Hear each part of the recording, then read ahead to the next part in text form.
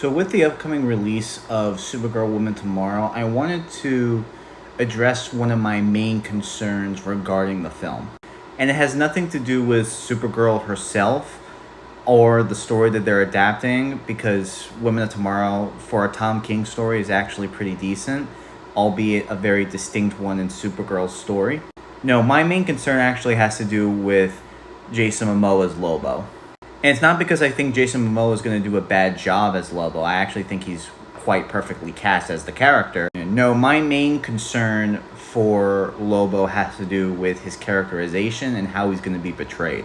More specifically, I'm afraid they're going to do the exact wrong thing when it comes to Lobo.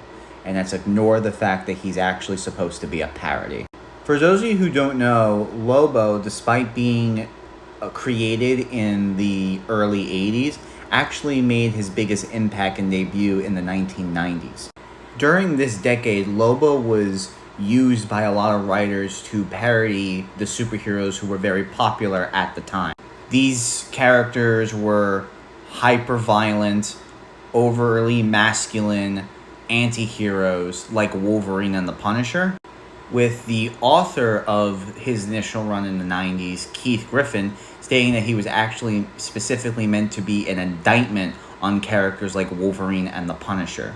With the commentary being that characters like Wolverine and the Punisher are not someone to be admired, and the only reason why they are really popular is because of the violence of their stories, which is completely different from traditional superheroes comics, where a lot of the times it's about the ideas and the heroics and the meanings behind the character. I mean, the only real reason why Lobo even killed his entire race, for example, was because he kind of viewed it as a high school science project and ultimately fulfilled his sadistic and violent nature.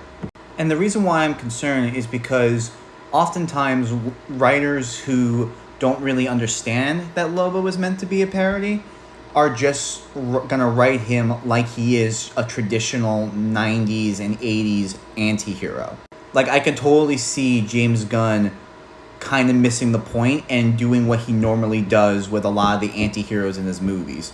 That being making the characters initially very edgy, funny, and violent to really hook our audiences in, leaving subtle hints that the character might have a pure heart and that he wants to move away from his violent tendencies, making them feel lost and having a journey of self-discovery to become a better person in the end.